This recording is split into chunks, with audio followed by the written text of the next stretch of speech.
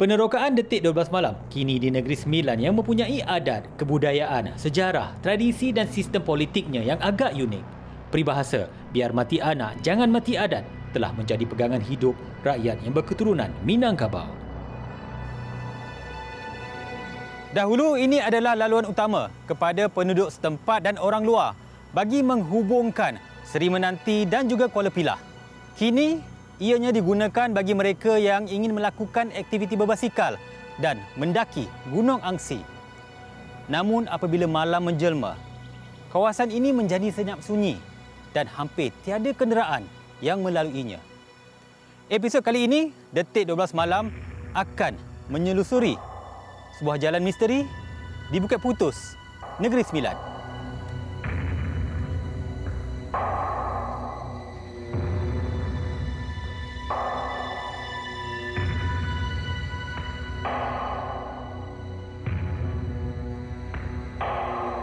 Dalam kehidupan, ada perjalanan dan laluan yang perlu kita hadapi. Sungguh pun begitu, kita ada pilihan sama ada ingin berhadapan dengan liku-liku ini tanpa mengira siang atau malam. Apakah sejarah yang membuatkan lokasi ini sangat misteri? Kita dapatkan jawapannya.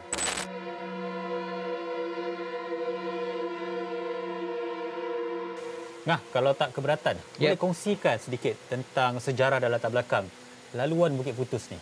Laluan ni dulu asalnya daripada tahun 1875. Jalan asal dia memang jalan bukit lah. Kenderaan yang lalu time tu untuk macam pedagang-pedagang daripada Seremban ataupun nak ke Kuala Pilah ataupun nak ke Seri Menanti. Waktu tu. Masa tu dah ada tar ke belum? Belum.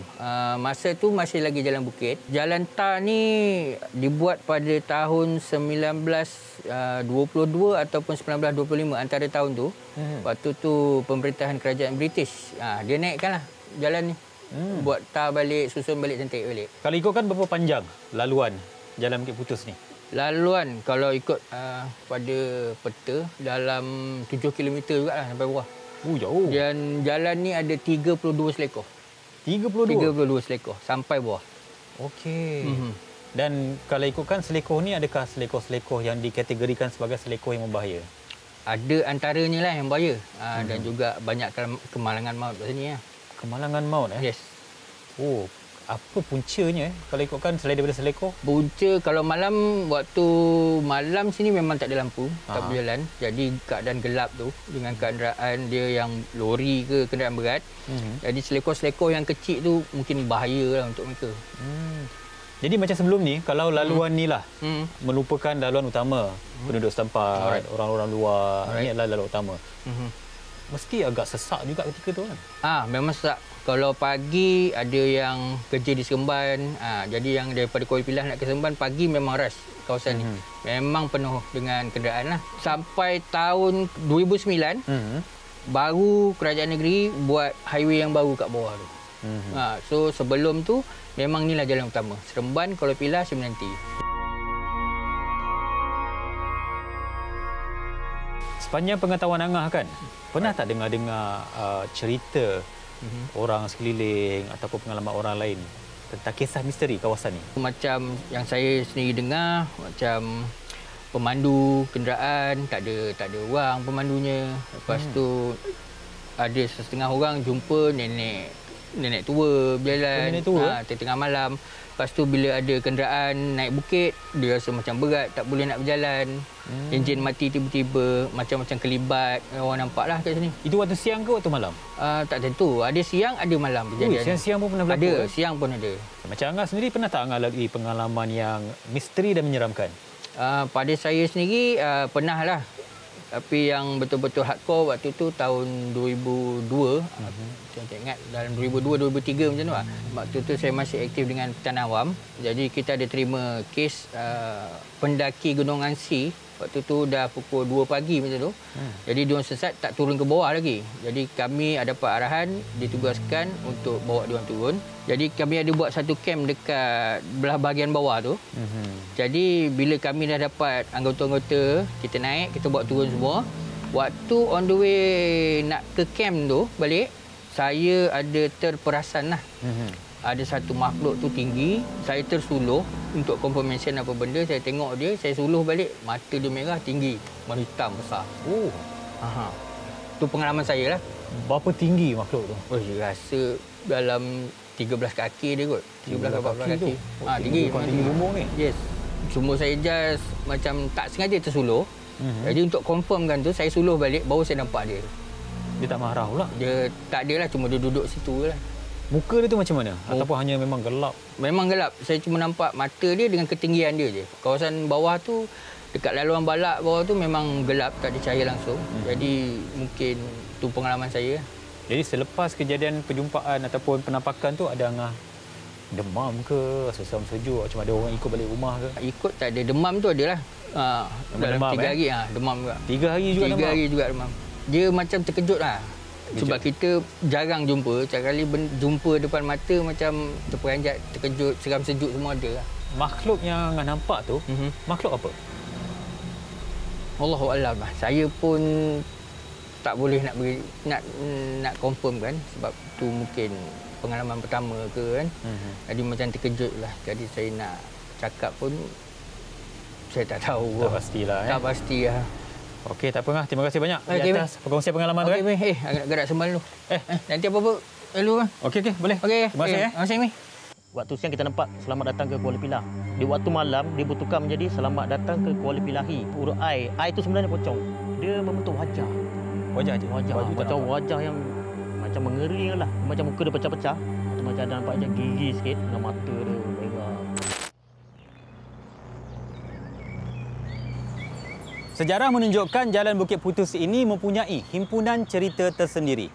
Pemandu-pemandu bukan sahaja perlu berdepan dengan bencana alam, tetapi mereka perlu kuat semangat untuk berdepan dengan perkara-perkara pelik dan menyeramkan yang pernah berlaku di sini. Daripada penggiat aktiviti paranormal pula, apakah pengalaman yang boleh mereka kongsikan?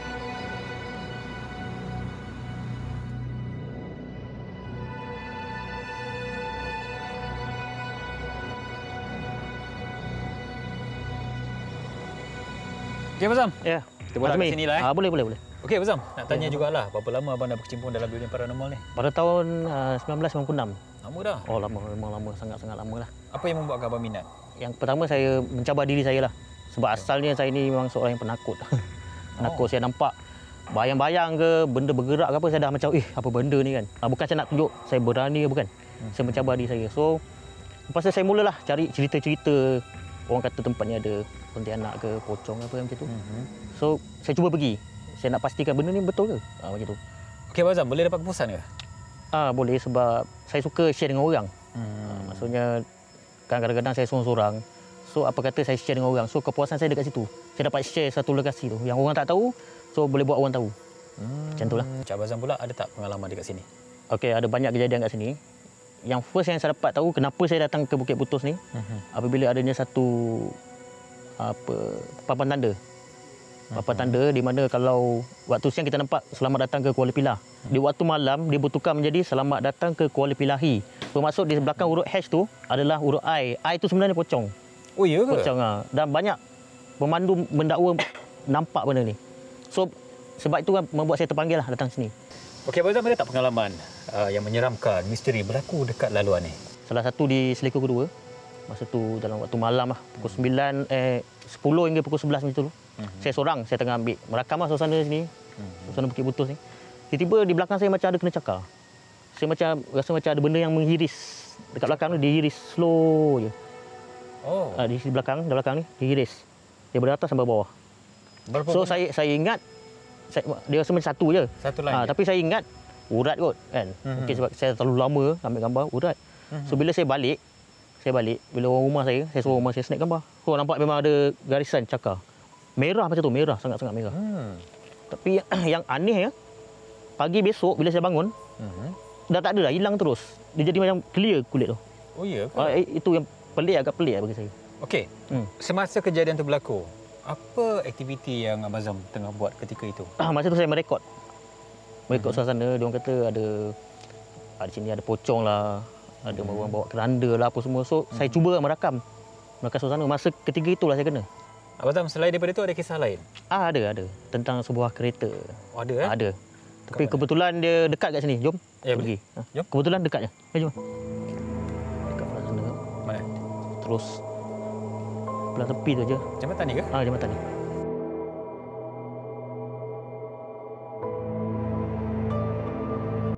Okey, Bazam. Ya. Ni kawasan apa ni? Okey, di sini dikatakan adanya bas yang terjunam masuk sampai ke bawah gaung. So disebabkan kejadian tu dia orang bina tembok ni untuk menghalang kejadian yang tak diingini berlaku lah. Pada suatu petang ketika saya dengan 2 orang sahabat, kita orang merakam lah. Saya dengan sahabat saya merakam suasana ni pukul 6. Tiba-tiba sebuah kereta datang menghampiri kita orang. Oh, Betul-betul datang ke depan ni. So saya pun macam sebab daripada tadi tak ada kenderaan. Tiba-tiba ada sebuah kereta ni datang. Saya nak bagi salam lah. Saya nak bagi salam, belum sempat saya bagi salam. Saya tengok muka dia macam ni lah. Dia macam kelang kabut tau. Tapi masa dia pandang, dia tak pandang saya tepat. Dia pandang belakang kita orang. Di sudut ni. Salah satu sudut ni. Dia pandang. Lepas tu saya pun baru nak bagi salam lah. Okay, lepas tu tiba-tiba dia mundur. Dia mundur kereta lah. Kadang yang memang kelang kabut lah kan. Lepas tu saya pun pelik. Apa pasal dia kan? Tiba-tiba. Lepas tu saya pun terdetik lah. Lebih baik aku ambil foto lah. Tiba-tiba saya terasa macam tu. Lepas tu masa saya ambil. Saya ambil laju lah. Tap. Lepas saya dah snap gambar semua. Bila saya tengok balik. Di seat belakang dia ada satu makhluk tau. Wajah yang macam bentuk tak bentuk lah. Ngeri sangat lah. Ada mata merah. Tak pasti yang belakang tu. Sebenarnya dalam kereta tu ada berapa orang? Seorang je. Seorang je? Seorang je. Adakah benda yang masa dia sebelum kelang kabut dia nampak kat belakang kami tu, adakah benda tu sekarang follow dia balik? Adakah makhluk tu follow dia balik? So kami pun ingat nak kejar lah, tapi tak sempat. Kita nak tanya lah apa yang dia nampak kat belakang tu. Itu antara pengalaman lah yang sampai sekarang saya terfikir, apa benda ni? Apa benda yang dia nampak? Okey, macam mana dia punya pakaian kat dalam tu?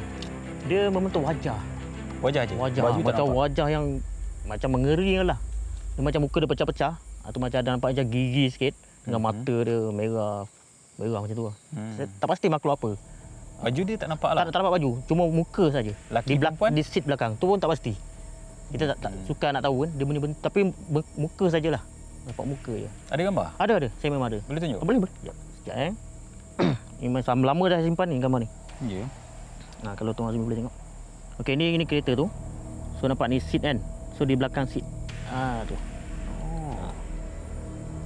Tengok dia punya muka dia. Badan tak nampak lah, ni wajah je nampak. Mesti ada mata tu. Ini daripada satu gambar ke atau setiap gambar yang dia ambil? Satu je. Salah satu gambar. Satu gambar yang saya ambil. Jadi adakah Abang Azam rasa tempat ni memang ada penghuni dia? Memang ada. Memang ada. Pada pendapat saya sendiri dan selepas saya buat explore di sini memang ada lah. Tapi cuma kita nak nampak jelas tu agak payah lah. Melalui rasa yang memang saya ada rasa.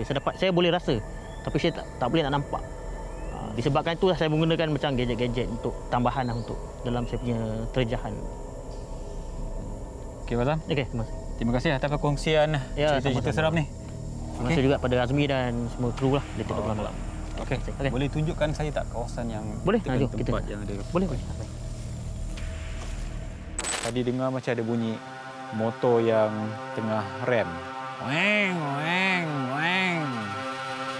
Password. Ada yang panggil saya ke? Tanda tanya tentang kisah seram lokasi ini membuatkan kami ingin terokai Jalan Bukit Putus bagi mendapatkan kepastian kepada persoalan yang bermain-main di Minda. Walaupun hujan turun membasahi bumi, kami mengharapkan segalanya terjawab dalam siasatan Detik 12 Malam.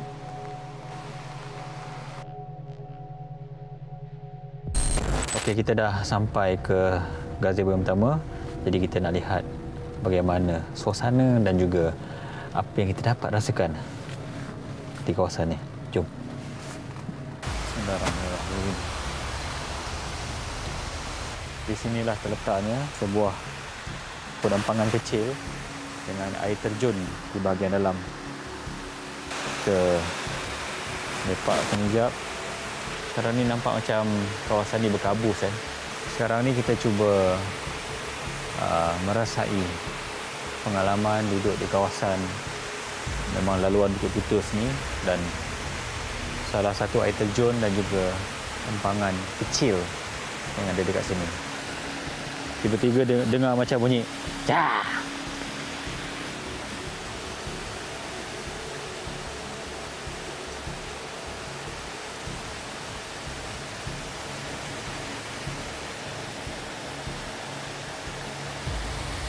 sebenarnya apa.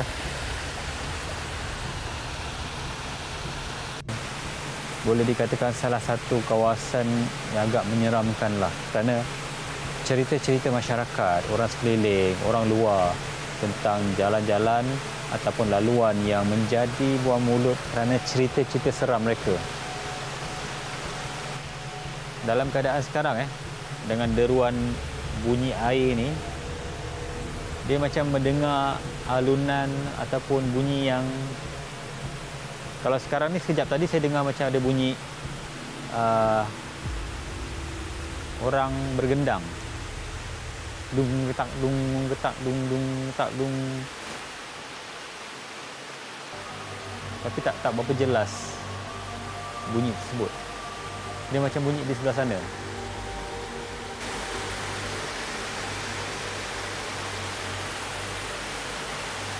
Ada orang pasang radio ke? Dalam kereta tadi tak pasang radio.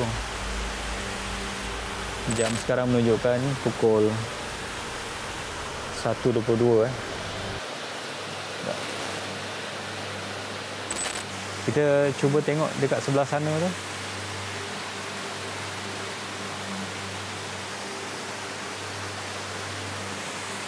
Tadi dengar macam ada bunyi motor yang tengah rem.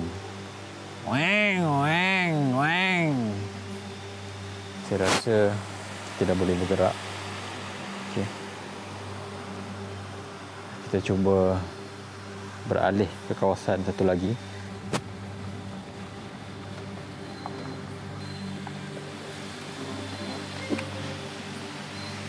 Kita tengok sendiri Ini jalan memang lebih kurang sama juga selekohnya. Okey. Dalam keadaan macam ni kita tak pasti apakah kemungkinan yang bakal berlaku. Mereka yang berani mengambil risiko untuk berada di dalam kawasan ni adalah mereka yang tahu keselamatan mereka terjamin dan juga kenderaan yang mereka naiki adalah berada dalam keadaan baik. Password, ada yang panggil saya ke? Tim, ada yang panggil saya ke? Masuk. Ada yang panggil saya ke? Tiada. Okey, sekarang ada kelainan Ada rasa dekat tempat ni. Saya tak pasti apakah ia, tapi kita cuba duduk lama sikit lah kat sini.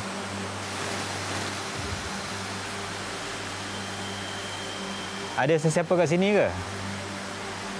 Tadi panggil-panggil nama aku, kenal aku ke? Oh, tiba meremang beroma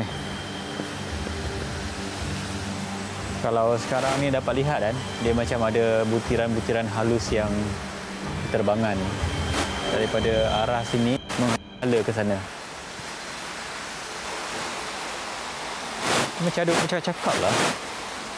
Saya tak pasti apa yang saya dengar. Tapi kalau ikut memang ada yang cuba nak berkomunikasi dengan saya. Jadi kita cuba ke satu lagi kawasan yang dikatakan tempat, di antara tempat yang agak keras lah. Ada kereta Oh, kereta polis. Assalamualaikum Encik. Buat program Detik 2 semalam. Jadi memang ada rondaan daripada pihak berkuasa. Tadi pihak polis baru sahaja melalui kawasan sini untuk membuat rondaan. Tengok, polis pun lalu kat sini Kalau anda ada apa-apa kerosakan ke kenderaan yang berada dekat sini, tak ada masalah. Pihak PDRM bersedia untuk membantu anda. Sejuk dia lain macam menusuk. Sekarang saya berada di lokasi yang pernah dikatakan ada penampakan dekat sini. So berbeza daripada tempat tadi dan juga tempat yang terkini. Dan inilah laluan terakhir bila mereka menuruni kawasan ni, dan inilah laluan yang akan bertemu dengan highway yang baru. Dan tak jauh daripada sini kita boleh dengar bunyi kenderaan yang lalu lalang walaupun jam telah pun menunjukkan pukul 2.30 pagi. Ini adalah tempat untuk mereka menguji keberanian dan juga mendapatkan sesuatu untuk dikongsikan kepada anda semua. Sesuatu yang mungkin orang lain tidak berani, tetapi mereka mendapatkannya untuk tontonan anda. Itulah kepuasan bagi mereka mungkin. Saya masih lagi tertanya lah, apakah sebenarnya yang memanggil saya? Siapakah yang memanggil saya dekat atas sana tadi itu? Sebab suara itu sangat jelas ya, walaupun ada deruan air terjun, air sungai, tapi panggilan tu sangat jelas. Azmi. Memang ada orang panggil. Bunyi macam tak jauh lah kat belakangnya.